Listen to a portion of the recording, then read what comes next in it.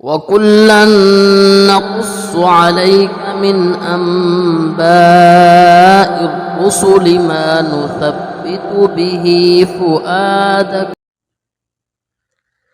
نحمده ونصلي على رسوله الكريم اما بعد فاعوذ بالله من الشيطان الرجيم بسم الله الرحمن الرحيم وَإِنَّ يُونُسَ لَمِنَ الْمُرْسَلِينَ إِذْ أَبَقَ إِلَى الْفُلْكِ الْمَشْحُونِ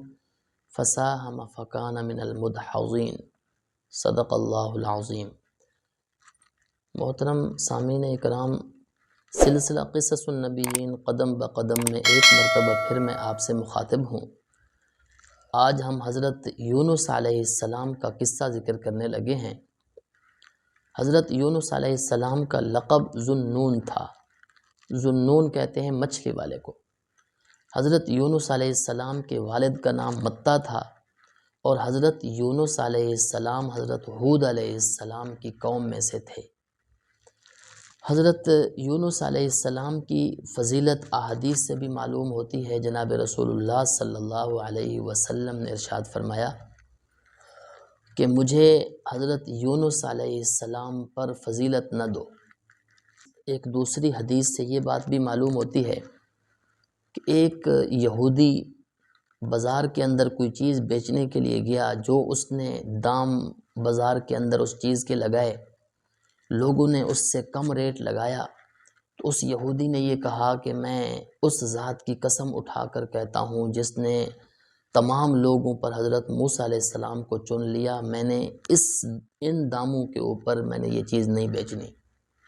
تو وہاں ایک انصاری صحابی موجود تھے، تو انہوں نے اس کو ایک تھپڑ دے مارا کہ ابھی تو رسول اللہ صلی اللہ علیہ وسلم ہمارے اندر موجود ہیں اور تم حضرت موسیٰ علیہ السلام کو فضیلت دے رہے ہو۔ تو اس نے یہ بات نبی کریم صلی اللہ علیہ وسلم سے جا کر کہی، اور کہا اس نے اے ابو القاسم، میں ایک ذمی ہوں اور میں جزیہ دیتا ہوں، مسلمان نے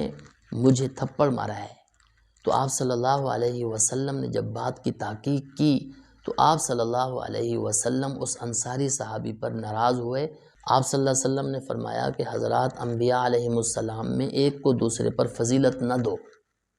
اور آپ صلی اللہ علیہ وسلم نے یہاں تک فرمایا کہ یونس بن متیٰ پر کسی کو فضیلت نہ دو۔ تو حضرت یونس علیہ السلام کی یہ فضیلت احادیث سے بھی معلوم ہو رہی ہے، اور اللہ تعالیٰ نے قرآن مجید کے اندر ایک سورت جو نازل فرمائی جس کا نام ہی سورت یونس ہے، حضرت یونس علیہ السلام کے نام سے وہ سورت ہے، تو اس سے بھی حضرت یونس علیہ السلام کی فضیلت معلوم ہو رہی ہے۔ حضرت یونس علیہ السلام عراق کے شہر موصل کے قریب ایک جگہ تھی جس کو نینوا کہا جاتا تھا، وہاں اللہ تعالیٰ نے ان کو پیغمبر بنا کر بھیجا۔ جس قوم کے پاس حضرت یونس علیہ السلام پیغمبر بنا کر بھیجے گئے، تو اس قوم کے پاس 33 سال آپ نے تبلیغ کی اور ان کو توحید کی دعوت دی، شرک سے ان کو روکا، لیکن قوم نہ مانی، اور قوم تکبر میں آ کر حضرت یونس علیہ السلام کو یہ کہنے لگی ہر وقت تم عذاب کی بات کرتے ہو، بتلاؤ کب آئے گا عذاب، کون سے دن عذاب آئے گا؟ تو حضرت یونس علیہ السلام نے فرمایا کہ 3 دنوں کے اندر تم پر عذاب آ جائے گا۔ یہ بات کہہ کر حضرت یونس علیہ السلام اللہ تعالیٰ کے حکم سے وہاں سے چلے گئے۔ تو حضرت یونس علیہ السلام جب وہاں سے چلے گئے، تو تیسرے دن انہوں نے قوم نے اپنے علاقے کے اندر عذاب کے آثار محسوس کیے، تو فوراً حضرت یونس علیہ السلام کو تلاش کیا، اس لیے کہ قوم کے دلوں کے اندر حضرت یونس علیہ السلام کی یہ بات تھی کہ حضرت یونس علیہ السلام جھوٹ نہیں بولتے۔ تو انہوں نے حضرت یونس علیہ السلام کو تلاش کیا علاقے کے اندر، تو حضرت یونس علیہ السلام کو نہ پایا۔ تو قوم کو یہ پتہ چل گیا کہ ہمارے اوپر اب عذاب آئے گا۔ تو قوم نے عذاب کے جب آثار دیکھے، تو انہوں نے ایک عاجزی کی کیفیت اختیار کی، پرانے کپڑے پہن لیے، جانور جو بچوں والے جانور تھے ان کے بچے جانوروں سے علیحدہ کر لیے، ایک انہوں نے عاجزی اور انکساری والی کیفیت بنائی، اور اپنے رب کے سامنے گڑ گڑائے، اپنے رب کے سامنے دعا کی اور اللہ تعالیٰ سے معافی مانگی، توبہ کی، تو وہ عذاب ٹل گیا۔ اللہ تعالیٰ نے اس کا ذکر قرآن مجید میں سورۃ یونس میں بھی فرمایا، فلولا کانت قریۃ آمنت فنفعها ایمانها الا قوم یونس۔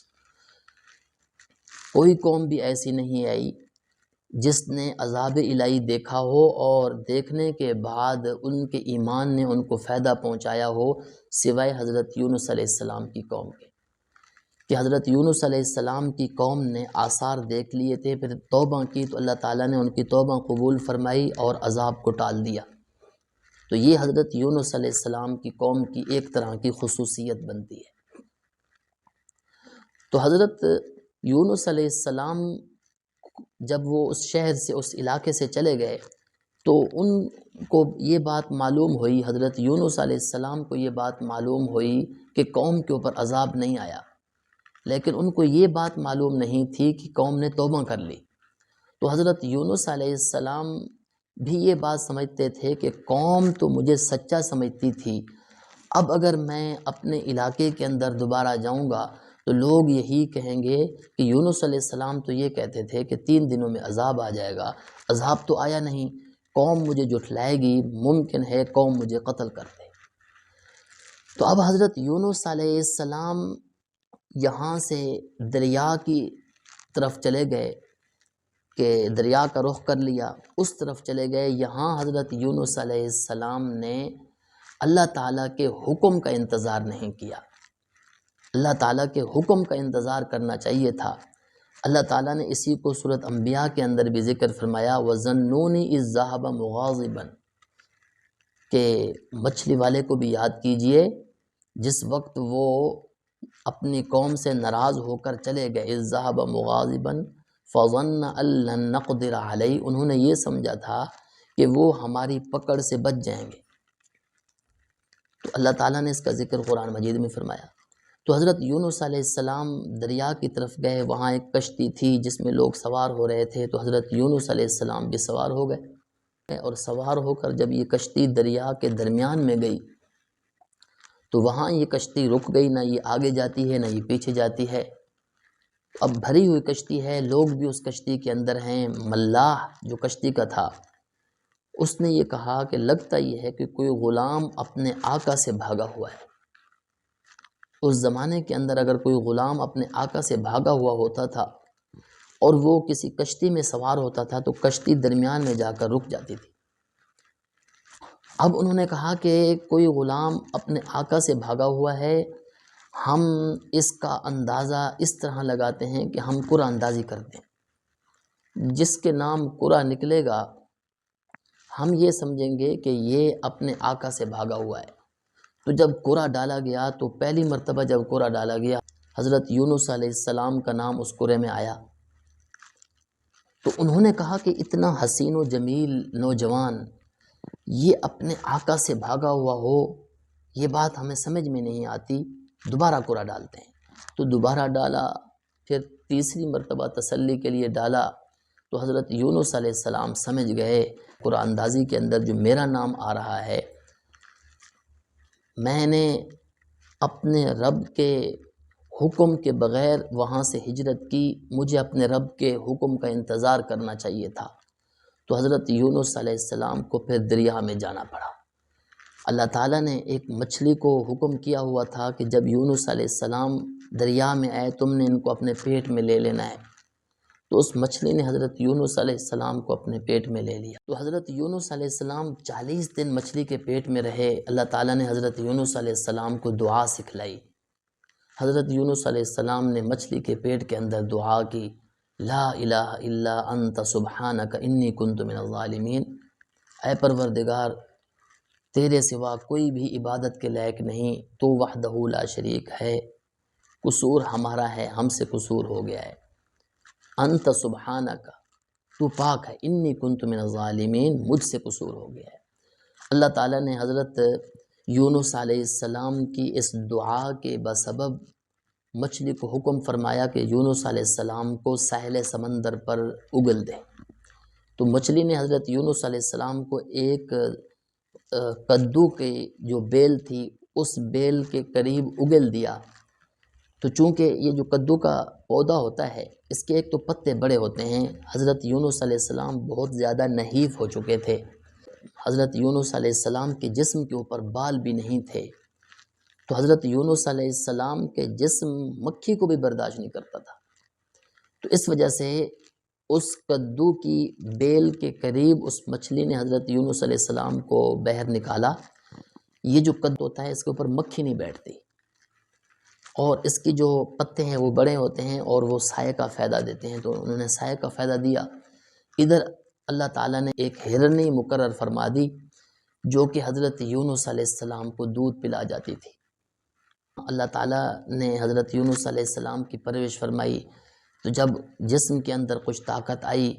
تو پھر حضرت یونس علیہ السلام اپنی قوم کے پاس آئے، دیکھا قوم ساری کی ساری مسلمان ہو چکی تھی۔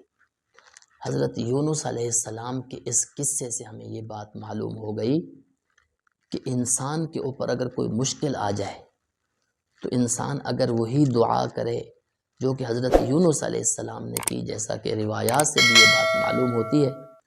کہ اگر وہ دعا کرے لا الہ الا انت سبحانک انی کنت من الظالمین، تو اللہ تعالیٰ اس کی وہ مشکلات ختم فرما دیتے ہیں۔ دعا ہے کہ ہمیں بھی اللہ تعالیٰ حضرت یونس علیہ السلام کے قصے سے سبق حاصل کرنے کی توفیق عطا فرمائے۔ وآخر دعوانا ان الحمدللہ رب العالمین۔ وَكُلًّا نَّقُصُّ عَلَيْكَ مِنْ أَنبَاءِ الرُّسُلِ مَا نُثَبِّتُ بِهِ فُؤَادَكَ